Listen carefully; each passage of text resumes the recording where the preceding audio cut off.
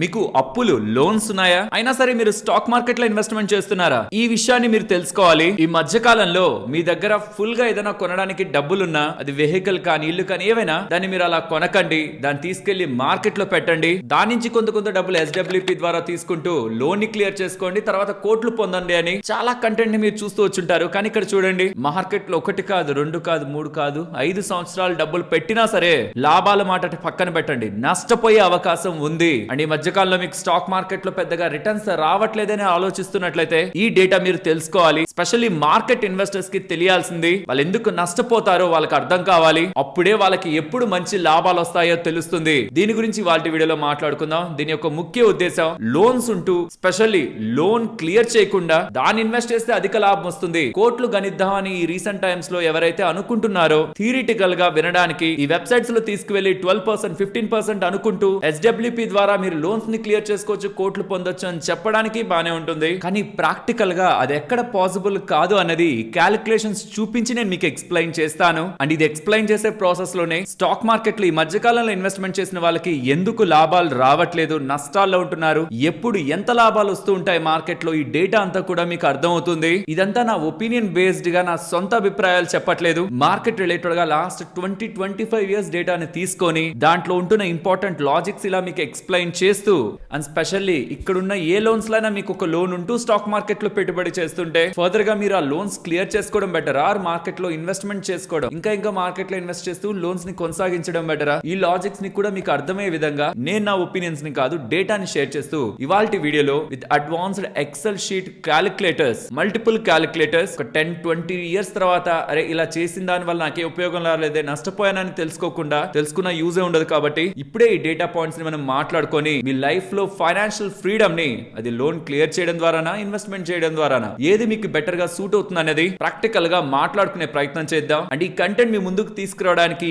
Data points అన్నిటిని share చేయడానికి, XL sheets మీకు అందించడానికి మేము టీం పెట్టిన ఎఫర్ట్స్ మీకు వాల్యుబుల్ గా అనిపిస్తే వీడియో చూస్తున్న పాయింట్ లో వీడియోని ఒక లైక్ చేస్తూ పెడుతున్న ఎఫర్ట్స్ ని ఎంకరేజ్ చేయండి. అండ్ వీడియో స్టార్ట్ చేసే ముందు, ఈ మొత్తం వీడియోలో 3 ఎక్సెల్ షీట్స్ ఉంటాయి. లోన్ ఉంటుంటే మీకు ఏ టైప్ ఆఫ్ లోన్ ఉంటున్నా ఈ ఎక్సెల్ షీట్ బ్యూటిఫుల్ గా ఉపయోగపడుతుంది. మీ టైం చాలా సేవ్ చేస్తుంది, ఈవెన్ డబ్బుల్ని కూడా. మీకు ఎక్స్ప్లెయిన్ చేస్తున్నప్పుడు అర్థం అవుతుంది ఎక్సెల్ షీట్ ఒక వాల్యూ. తర్వాత SIP చేస్తుంటే ఇది ఉందా, మీ గోల్స్ ని ప్లాన్ చేసుకోవడానికి, మీరు లంసమ్ ఎప్పుడైనా పెడుతూ, SIP ఎప్పుడైనా పెడుతూ, స్టెప్ అప్ SIP చేయాలనుకుంటున్నా ఈ క్యాలిక్యులేటర్ మీకు బాగా యూజ్ అవుతుంది. SIP చేసిన ప్రతి ఒక్కరికి ఇది హెల్ప్ అవుతుంది. మీకు మల్టిపుల్ లోన్స్ ఉంటుంటే ఈ 3వ ఎక్సెల్ షీట్ ఉంది చూసారా, ఏ లోన్ త్వరగా క్లియర్ చేసుకోవాలి, ఏ లోన్ మీరు ఖచ్చితంగా అటెన్షన్ పే చేయాలని మిమ్మల్ని వార్న్ చేస్తూ మీ ఫైనాన్షియల్ ప్లానింగ్ కి బ్యూటిఫుల్ గా హెల్ప్ అయ్యే ఈ 3rd ఎక్సెల్ షీట్ కూడా మీరు సేవ్ చేసి ఉంచండి.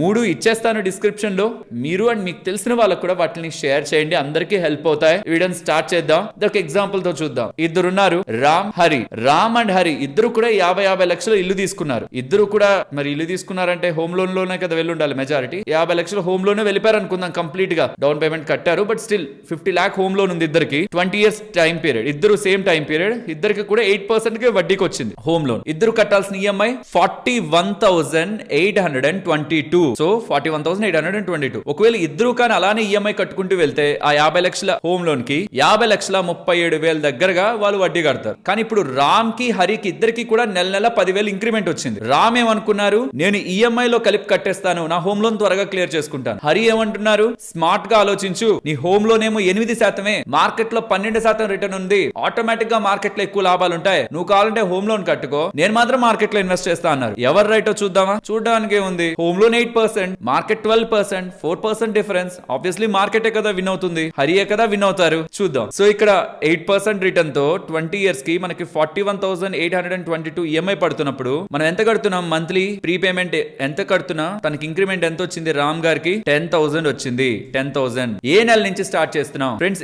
చెప్పాను కదా మీకు చాలా యూజ్ అవుతుంది బ్యూటిఫుల్ గానీ. దీంట్లో ఏంటంటే మీరు ఇంక్రిమెంట్ మీకు ఏదో ఒక నెలలో వచ్చి ఉంటుంది. 20 సంవత్సరాలు అంటే 240 నెలలు. ఏ నెలలో వచ్చి ఉంటుందో, ఆర్ మీరు ఏ నెల నుంచి EMI ని ఎక్కువగా కట్టాలనుకుంటున్నారో ఆ నెలని ఇక్కడ ఎంటర్ చేస్తే సరిపోతుంది. నేను ఫర్ ద క్లారిటీ పర్పస్ నేను ఇక్కడ 1 ఎంటర్ చేశాను. 1 ఎంటర్ చేశాను కాబట్టి ఎక్స్ట్రా 10,000 నాకు ఫస్ట్ మంత్ నుంచి అప్లై అయింది. అలా కాదు, ఇక్కడ నేను ఇప్పుడు నెంబర్ మారుస్తాను, మీరు జస్ట్ ఈ కాలమ్ అబ్జర్వ్ చేయండి, ఎందుకంటే ఇక్కడ కదా 10,000 ఉంది, ఇది అబ్జర్వ్ చేయండి.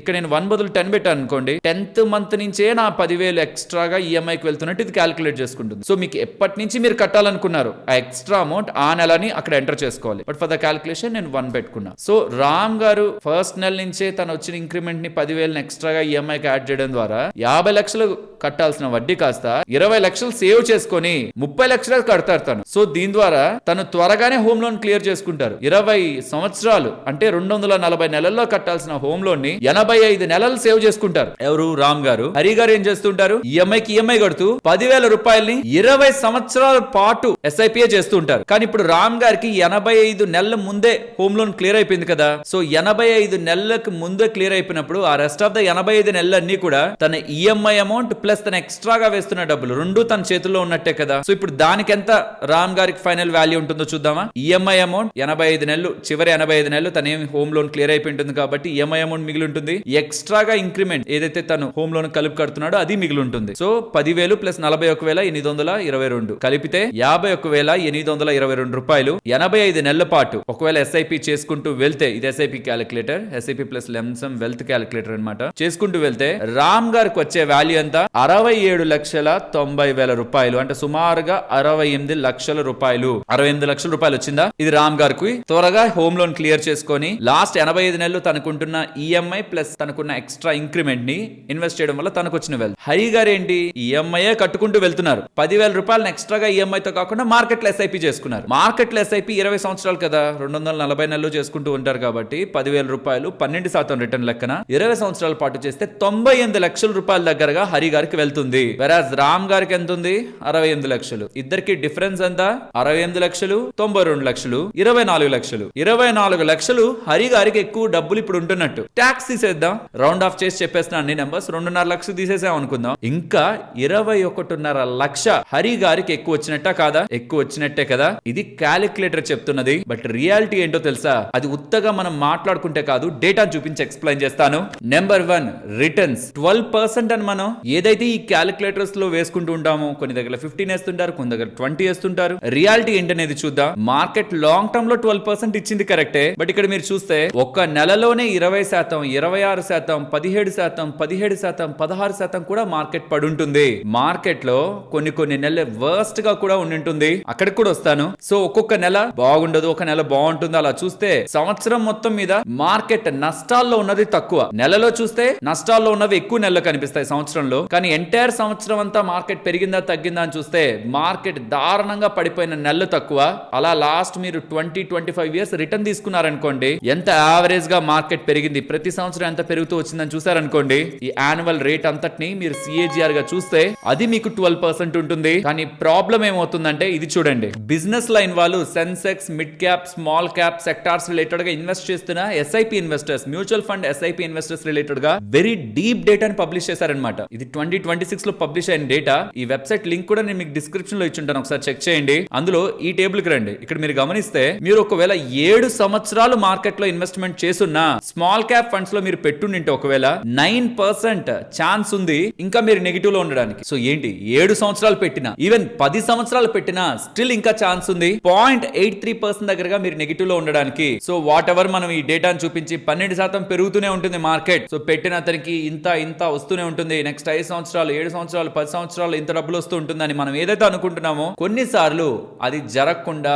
5 సంవత్సరాలు, 7 సంవత్సరాలు, 10 సంవత్సరాలు కూడా ఉండొచ్చు. తర్వాత ఒక్క సంవత్సరంలోనే మార్కెట్ లాస్ట్ 7-8 సంవత్సరాల నుంచి పెరగంది కూడా ఒక్క సంవత్సరంలో పెరగచ్చు. మార్కెట్ అంటే ఇదే. సో ఇది తెలియకుండా చాలా మంది ఏం చేస్తున్నారంటే, బైక్ డబ్బులు పెట్టి తీసుకోకండి, దాని మార్కెట్ లో వేసేయండి. ఆర్ కార్, స్పెషల్ గా బైక్ కాదు కారు తీసుకోకండి డబ్బులు పెట్టి, అది మీరు లోన్ లో తీసుకోండి, దాని మార్కెట్ లో వేసేయండి. మార్కెట్ లో వేస్తే మార్కెట్ లో అది 12% పెరుగుతూ ఉంటుంది కాబట్టి మీరు దాంట్లోంచి ఎస్డబ్ల్యూపీ పెట్టుకొని కార్ లోన్ క్లియర్ చేసుకోండి. ఈ పక్క నుంచి మీరు కోట్లు సంపాదించవచ్చు. మార్కెట్ నుంచి 2 కార్లు కొనొచ్చని, ఒక కారు ఫ్రీ అని, ఇలాంటివి డేటా మీరు రీల్స్ లో చూస్తుంటారు. 7 సంవత్సరాలకు కూడా నష్టాల్లో ఉండే ఛాన్స్ ఉంది. 10 సంవత్సరాలకు కూడా స్టిల్ 0.83% ఛాన్స్ ఉంది. కానీ 10 సంవత్సరాలు మీరు ఒకవేళ ఇండెక్స్ లో పెట్టుంటే, ఏ ఇండెక్స్ లో, లార్జ్ క్యాప్ ఇండెక్స్ లో, నిఫ్టీ, సెన్సెక్స్ వీటిలో పెట్టుంటే జీరో, నష్టపోయిండరు. ఈవెన్ 7 సంవత్సరాలకి 5 సంవత్సరాలకు కూడా మీరు చూసారంటే లార్జ్ క్యాప్స్ లో పెట్టుంటే నష్టపోయే ఛాన్స్ చాలా తక్కువ.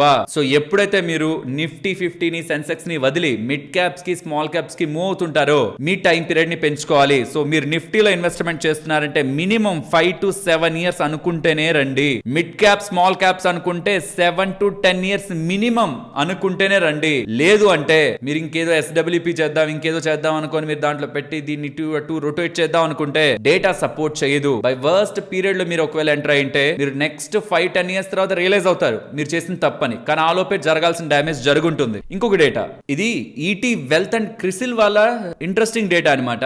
ఇందులో కూడా మల్టిపుల్ డేటా పాయింట్స్ ఉంటాయి. ఇది చూడండి, మీకు టైం పీరియడ్ పెరిగే కొద్దీ, కింద ఉన్నదంతా ఇయర్స్ అనమాట, మీకు టైం పీరియడ్ పెరిగే కొద్దీ మీరు నష్టపోయే ప్రాబబిలిటీ, మీరు ఇన్వెస్ట్ చేసిన ఫస్ట్ ఇయర్ లో మీరు నష్టపోయే ప్రాబిలిటీ 23% ఉండే అది టైం టు టైం తగ్గుతూ వచ్చి 7 ఇయర్స్ అయ్యేసరికి ఆల్మోస్ట్ 0 దగ్గరికి వెళ్ళిపోతుంది. 10th ఇయర్ దగ్గరికి వచ్చేసరికి 0. అలాగే ఎల్లో లైన్ ఉంది చూసారా, ఇది 10% రిటర్న్ ఇచ్చే ప్రాబిలిటీ అనమాట. మీరు ఇన్వెస్ట్ చేసిన ఫస్ట్ ఇయర్ లో 10% రిటర్న్ వచ్చే ప్రాబిలిటీ 60 దగ్గర ఉంటే సిఏజిఆర్ తో చెప్తున్నా 10th ఇయర్ కి వచ్చేసరికి 100%, కనీసం మీకు 10% రిటర్న్ అయినా మార్కెట్ లో వర్కౌట్ అయింటది. అలాగే 15% మార్కెట్ నుంచి 15% రిటర్న్ తీయాలనుకుంటే ఫస్ట్ ఇయర్ లోనే మీకు వచ్చేది తక్కువ ఉంటే 40% ప్రాబిలిటీ. 40% అంటే ఎక్కువే, బట్ స్టిల్ 60% ఉంది కదా కాంది. సో మొదటి సంవత్సరంలో మీరు మార్కెట్ నుంచి 15% రిటర్న్ తీయగలిగేది 40% ఉంటే ఓవరాల్ గా మార్కెట్ లో మీకు లాస్ట్ 10th ఇయర్ కి వచ్చేసరికి కూడా అది ఇంచుమించు అక్కడే ఉంటది. సో ఎప్పుడు కూడా 15% రిటర్న్ మార్కెట్ నుంచి దట్టు లార్జ్ క్యాప్ లోనో లేకపోతే నిఫ్టీ ఇండెక్స్ లోనో పెట్టి వర్కౌట్ చేద్దాం అంటే అది భారీగా క్రాష్ అయిపోయినప్పుడు,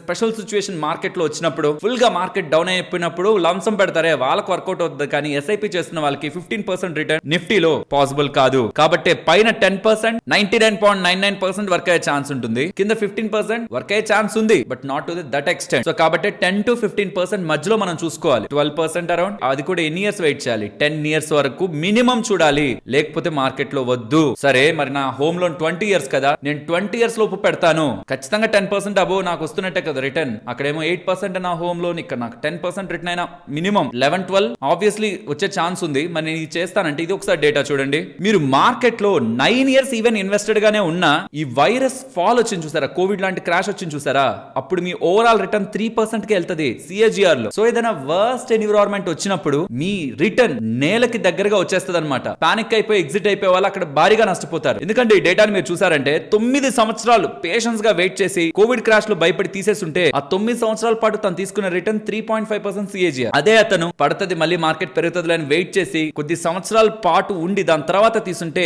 13.5% రిటర్న్ తనకు వచ్చేది మార్కెట్ లో. సిఏజిఆర్ రిటర్న్ ఓవరాల్ గా 13.5 కాదు, compounded annual growth rate CAGR సంవత్సరం పెరుగుంటుంది 13.5%. వెయిట్ చేసి 2026 మార్చ్ ఎండింగ్ లో, లాస్ట్ ఫైనాన్షియల్ ఇయర్ ఎండింగ్ లో తీసుంటే. ఫ్రెండ్స్, ఈ వీడియోలో ఇప్పటి వరకు షేర్ చేసిన ఇన్ఫర్మేషన్ మీకు వాల్యుబుల్ గానే అనిపించిందా? అనిపిస్తే ఎక్సెల్ షీట్స్ ని అండ్ ఫర్దర్ ఆ డేటాని మీకు ఇలా ప్రెజెంట్ చేయడానికి మేము మా టీం ప్రాపర్ ఎఫర్ట్స్ ని పెట్టామని మీరు అనుకుంటే మన వీడియోని ఒక లైక్ చేస్తూ పెడుతున్న ఎఫర్ట్స్ ని ఎంకరేజ్ చేయండి. లెట్స్ ఇమాజిన్ మీరు అలానే హోమ్ లోన్ ని రీపే చేయడం ఎందుకని ఇన్వెస్ట్ చేస్తున్నారు. 1 సంవత్సరం, 2 సంవత్సరాలు, 3 సంవత్సరాలు, 5 సంవత్సరాలు నష్టాల్లోనే ఉందనుకోండి, మీరు మెంటల్ టోల్ ఎలా ఉంటుంది? ఇంకా కంటిన్యూ చేద్దామా లేదా ఈఎంఐ క్లియర్ చేసుకోవడం బెటర్ కదా, మార్కెట్లు వేస్ట్ కదా అని ఆపేస్తారా? కంటిన్యూ చేస్తారా ఇన్వెస్ట్మెంట్ ని? కంటిన్యూ చేశారు, లాభాలు వచ్చాయి, 10, 20, 30%, 40% కనిపించింది. సడన్ గా వైరస్ లాంటి ఎన్విరాన్మెంట్ ఒకటి మీ కళ్ళ ముందు కొట్టింది. సడన్ గా మీ లాభాలన్నీ ఒక 3-4% పడిపోయాయి అనుకోండి, సడన్ గా డ్రాప్ అయింది అనుకోండి మీ ఎంటైర్ పోర్ట్ఫోలియో. పానిక్ అయ్యి ఎగ్జిట్ అవుతారా? ఇది మంచి ఆపర్చునిటీ అని ఎక్స్ట్రాగా డబ్బులుంటే పెడతారా, లేకపోతే ఫర్దర్ గా ఎస్ఐపిని పెంచుకుంటారా, ఆర్ జస్ట్ అలా కామ్ గానే ఉండగలరా? 40-50% ఒకవేళ మీరు మిడ్ క్యాప్స్ లో ఇన్వెస్ట్ చేస్తుంటే పడే ప్రాబిలిటీ ఉంటది. పోర్ట్ఫోలియో లెవెల్ కి పడుంటే మీ డెసిషన్ ఏంటి? కంటిన్యూ చేస్తారా ఎస్ఐపిని? దెన్ అప్పుడు మీరు నిజంగా ఇందాక అనుకున్న రామ్ గారి మెథడ్ ఉందా, వడ్డీ రేట్లతో డిఫరెన్స్ చూసుకొని మార్కెట్ లో ఇన్వెస్ట్ చేసుకోవడం 20 ఇయర్స్ టైం పీరియడ్ కి, అప్పుడు ఫాలో అవ్వచ్చు. లేదంటే this is the market volatility. Market అంత స్మూత్ గా సంవత్సరం పన్నున్నర రిటర్న్ వేసుకుంటూ వెళ్ళిపోదు. ఈ లోపు మీరు దాంట్లోంచి ఎస్డబ్ల్యూపీ తీద్దాం అనుకోని ఏదైనా లోన్స్ క్లియర్ చేద్దాం అనుకుంటే, ఏదైనా చేద్దాం అనుకుంటే అంత ఈజీగా మార్కెట్ మీకేం యాక్సెస్ ఇవ్వదు, రోడ్ నేమ్ పెట్టదు మీకు. పాయింట్ టు పాయింట్ రిటర్న్స్ చాలా డిఫరెన్స్ ఉంటుంది. కాబట్టి ఎస్డబ్ల్యూపీ ఎలా చేయాలనేది ఒక డెడికేటెడ్ వీడియో చేసినప్పుడు కూడా మల్టిపుల్ లాజిక్స్ మాట్లాడుకున్నాం. సింపుల్ గా వేసేసి డబ్బులు తీసేస్తే మీకు నెలలో ఇంత డబ్బులు వస్తుంది, ఓవరాల్ గా ఇంత ఉంటది, ఎవర్ గ్రీన్ మీకు క్యాష్ ఫ్లోస్ ఉంటాయి కాదు. అందుకే ఎస్డబ్ల్యూపీ వీడియో చాలా ఇంట్రెస్టింగ్ గా చాలా టాపిక్స్ ని మాట్లాడాను లాస్ట్ టైం కూడా. సో హోప్ మీకు ఈ లాజిక్ అర్థమైందని. సో ఎప్పుడైనా గుర్తుంచుకోండి, లోన్ క్లియర్ చేయడమా ఇన్వెస్ట్మెంట్ చేయడమా రెండిట్లో అందరికీ ఒకటి అవ్వదు. స్టేబుల్ ఇన్కమ్ ఉంటుండాలి అండ్ జాబ్ కూడా. 20 సంవత్సరాల హోమ్ లోన్ అంటే లెట్స్ సే నా ఏజ్ ఒక 30 ఇయర్స్ అనుకుందాం, 30 years plus 20 years home loan అంటే 50 ఇయర్స్ వరకు నా జాబ్ ఉండాలి సేఫ్ గా. అది ఉండదని నాకు అర్థం అవుతుంది అనుకోండి, త్వరగానే హోమ్ లోన్ క్లియర్ చేసుకోవడానికి చూస్తాను. ఉంటుంది నాకు స్టేబుల్ ఇన్కమ్ ఉంది, బిజినెస్ ఉంది, ఎక్స్ట్రా సోర్సెస్ ఆఫ్ ఇన్కమ్ కూడా ఓవరాల్ గా ఉంటుంది అనుకుంటే then no issue. So stable income ఉంటూ రిటర్న్స్ ఏదైతే మీకు మార్కెట్ లో కనిపిస్తున్న ఈ రిటర్న్స్ ఉంటాయో ఇవి చూసారంటే మీకు గ్రీన్స్ దగ్గర కొన్ని, రెడ్స్ దగ్గర కొన్ని, వైట్ అండ్ పేల్ గ్రీన్ కొన్ని, పేల్ రెడ్ కొన్ని, ఇవా మీకు మల్టిపుల్ థింగ్స్ కనిపిస్తుంటాయి. మార్కెట్ అలానే ఉంటుంది, ఫుల్ ఇరిటేట్ చేస్తూ ఉంటుంది, డాన్స్ చేస్తూ ఉంటుంది. పేషెన్స్ గా ఉండగలిగి సో సైకాలజీ స్ట్రాంగ్ గా ఉండాలి. మీరు లోన్ ఈఎంఐ కాకుండా క్లియర్ చేయడం కాకుండా ఇన్వెస్ట్మెంట్ అనుకుంటే నిజంగా చాలా స్ట్రాంగ్ గా ఉండాలి. అండ్ నాకు చూపించాను కదా మీకు మల్టిపుల్ డేటా. మీకు రిటర్న్స్ పెరగాలి అంటే మీరు టైం పీరియడ్ ని పెంచుకోవాలి. మీ లాసెస్ ఉండకూడదు అంటే టైం పీరియడ్ ని పెంచుకోవాలి. ఇంకొక వే లేదు. సో పేషెన్స్ గా ఇయర్స్ వెయిట్ చేయగలిగే వాళ్ళ స్టెప్ తీసుకోండి. జస్ట్ మీరు ఎక్కడో రీల్ లో చూసి మార్కెట్ లో సంవత్సరం 12% రిటర్న్ వస్తుందని మాత్రం స్టెప్ తీసుకోకండి. అండ్ మల్టిపుల్ లోన్స్ ఉంటున్న వాళ్ళకి ఎక్సెల్ షీట్ దీని గురించి మాట్లాడుకుందాం. బట్ దానికి ముందు ఇప్పుడు చూపించిన ఎంటైర్ థింగ్ లో మీరు బాగా అర్థం చేసుకుంటే మార్కెట్ లో లక్ ఫేవర్ చేస్తుందా లేదా, లక్ ఒక రోల్ ఉందా లేదా? ఖచ్చితంగా ఉంది. ఎందుకంటే మీరు మార్కెట్ లో 10 లక్షలు లంసం పెట్టారు, నేను మార్కెట్ లో 10 లక్షలు లంసం పెట్టాను. మీరు ఎప్పుడు పెట్టారంటే మార్కెట్ కోవిడ్ క్రాష్ ఉన్నప్పుడు కరెక్ట్ గా పాయింట్ లో పెట్టారు, డౌన్ లో. సో మీరు ఎంటర్ అయిన పాయింట్ ద బెస్ట్ పాయింట్, నేను ఎంటర్ అయింది రాంగ్ పాయింట్. సో ఇద్దరికి డిఫరెన్స్ వచ్చేస్తుందా రాదా? చాలా డిఫరెన్స్ వస్తుంది విత్ లాంగ్ టర్మ్ లో. సో కాబట్టి లక్ అనేది మార్కెట్ లో చాలా స్ట్రాంగ్ రోల్ ప్లే చేస్తుంది. అయినా సరే మీరు నేను గ్రాఫ్ ఏదైతే మీ వెల్త్ గ్రాఫ్, నా వెల్త్ గ్రాఫ్ ఉందో దాన్ని లాంగ్ టర్మ్ తో ఇన్వెస్ట్మెంట్ చేయడం ద్వారా, ఆర్ నేను టైం టు టైం ఎస్ఐపి చేసుకోవడం, స్టెప్ అప్ ఎస్ఐపి చేసుకోవడం ద్వారా, మార్కెట్ పడ్డప్పుడు ఇంకొన్ని యూనిట్స్ ని కొనే ప్రయత్నం, సైకలాజికల్ గా పడ్డప్పుడు భయపడకుండా ఉండే ప్రయత్నం చేయడం ద్వారా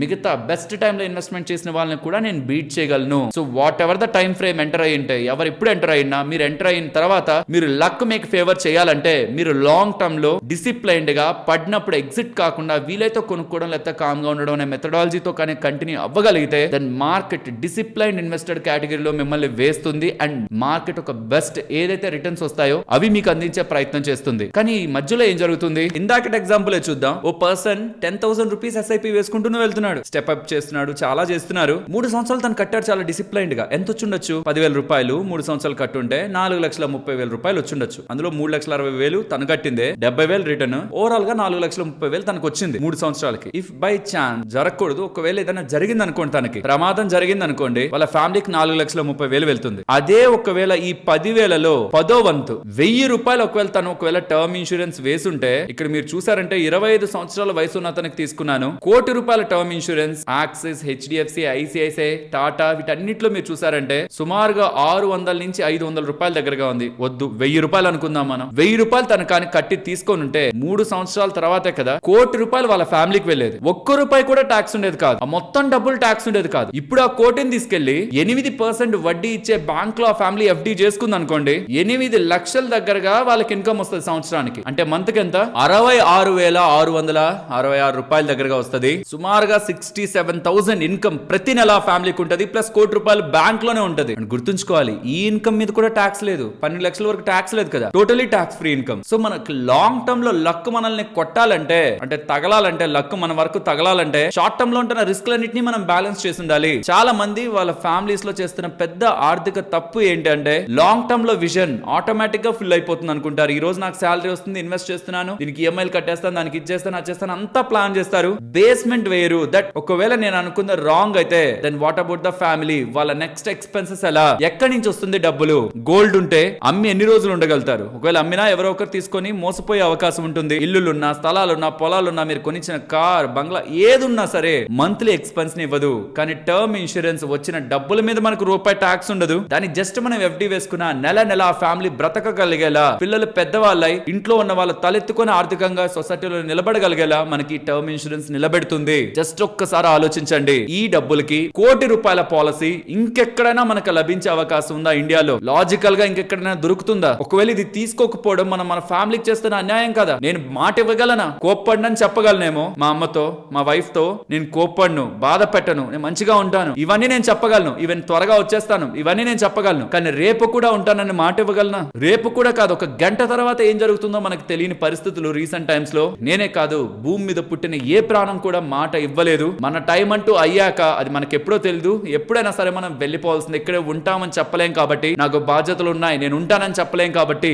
మనకి బదులుగా మన ఫ్యామిలీని ఆర్థికంగా నిలబెట్టడానికి మనం తీసుకునేదే, మనకి ఏదైనా జరిగి మన సంపాదన ఆగిపోతే దాన్ని నిలబెట్టడానికి మనం తీసుకునేదే టర్మ్ ఇన్సూరెన్స్. నిర్లక్ష్యం చెయ్యొద్దు. ఇది లేకుండా మీరు ఏ పాలసీ తీసుకున్నా ఉపయోగం లేదు. అంతే, ప్రతి దాంట్లోనూ ఇది ఒకటి తీసుకొస్తున్నారు, ఇది ఒకటి చెప్తున్నారు అని మీరు అనుకుంటున్నారు. ఇది లేకుండా నేను ఇంక ఏం చెప్తున్నా నాకు పర్సనల్ గా సాటిస్ఫాక్షన్ లేదు. మీకు ఉంటే ఏ పాలసీ తీసుకున్నారు, ఎంత ప్రీమియం కడుతున్నారు, ఎన్ని సంవత్సరాలు సంవత్సరాలకు తీసుకున్నారు? వీలైతే కామెంట్ సెక్షన్ లో చెప్పండి. వయసు పెరిగే కొద్దీ, ప్రాబ్లమ్స్ ఉండే కొద్దీ పాలసీ ప్రీమియం మారుతుందేమో, అండ్ కడితే మళ్ళీ వస్తుందా రాదా, నా ఫ్యామిలీకి నాకు ఏదైనా జరిగితే నా ఫ్యామిలీకి డబ్బులు వస్తుందా రాదా. ఒక్కసారి మీరు ఇక్కడ క్లెయిమ్ సెటిల్డ్ చూడండి. 99.3, 99.7, 99.8, 99.5 3 సంవత్సరాలు కట్టిన తర్వాత ఏదైనా చిన్న చిన్న తప్పులు చెప్పున్నా క్లెయిమ్ రిజెక్ట్ చేయొద్దు, వాళ్ళ క్లెయిమ్ ఇచ్చేయండి అని IRDA వాళ్ళే చెప్తున్నారు. అండర్ సెక్షన్ 45 ఖచ్చితంగా క్లెయిమ్ పాస్ చేయాల్సిందే. మరి ఎలా క్లెయిమ్ తెచ్చుకోవాలి? మీరు పాలసీ తీసేసుకోమంటున్నారు, మరి మన ఫ్యామిలీకి ఎలా క్లెయిమ్ వచ్చేలా చెప్పాలి? పాలసీ తీసుకునేటప్పుడు మీకు ఇక్కడ వీళ్ళ సైడ్ నుంచి ఒక ఎక్స్పర్ట్ కాల్ చేస్తారు కదా, ఇన్సూరెన్స్ ఎక్స్పర్ట్. క్లెయిమ్ ఎలా చేసుకోవాలి, ఆ నెంబర్ ఏంటని అడిగినా వాళ్ళు మీకు నెంబర్ ఇస్తారు. అది మీ ఫ్యామిలీ మెంబర్ దగ్గర ఇచ్చేసారంటే అలా కాల్ చేసి జస్ట్ మీ డాక్యుమెంట్స్ ని వాట్సాప్ లో పంపించిన విత్ ఇన్ డేస్ మీ ఫ్యామిలీకి ఆ డబ్బులు బ్యాంక్ లో పడిపోతుంది. టర్మ్ అండ్ హెల్త్ మాత్రం ఖచ్చితంగా మీ ఫ్యామిలీకి ఉండాలి. ఆ 2 లింక్స్ డిస్క్రిప్షన్ కామెంట్ సెక్షన్ లో పెడుతున్నాను. మీరు తీసుకోకండి, మీకు నచ్చకపోతే తీసుకోకండి, కానీ అసలు ఎంత అవుతుందో చూసుకోండి. మీకు మీ ఫ్యామిలీకి 1-2 కోట్ల టర్మ్ కవర్ కావాలంటే మీరు నెల నెల ఎంత కట్టాలి? అది చిన్న అమౌంట్ అనుకోండి, జస్ట్ ఒక 2 రోజులు బిర్యానీ తినడం మానేస్తే బయట అది కట్టేయచ్చు మన ఫ్యామిలీ కోసం. 1-2 కోట్లు మన ఫ్యామిలీకి ఉంటది. పెద్ద మొత్తంలో కూడా ఇస్తారు, ఇంకా 10 కోట్లు 20 కోట్లు కూడా ఇస్తారు. అది మీ శాలరీని బట్టి డిపెండ్ అయి ఉంటది, మీ ఏజెంట్ శాలరీ చూసుకోండి. తక్కువ అయితే తీసుకోవడంలో తప్పేం లేదు కదా. లింక్స్ మీకు డిస్క్రిప్షన్ కామెంట్ సెక్షన్ లో ఉంటాయి. నెగ్లెక్ట్ చేయొద్దు, బికాస్ ఇది మన అవసరం కాదు, మన ఫ్యామిలీ యొక్క భద్రత. ఫైనల్ గా ఈ ఎక్సెల్ షీట్ చెప్పాను కదా, ఇది loan prepayment and decision planner అన్నమాట.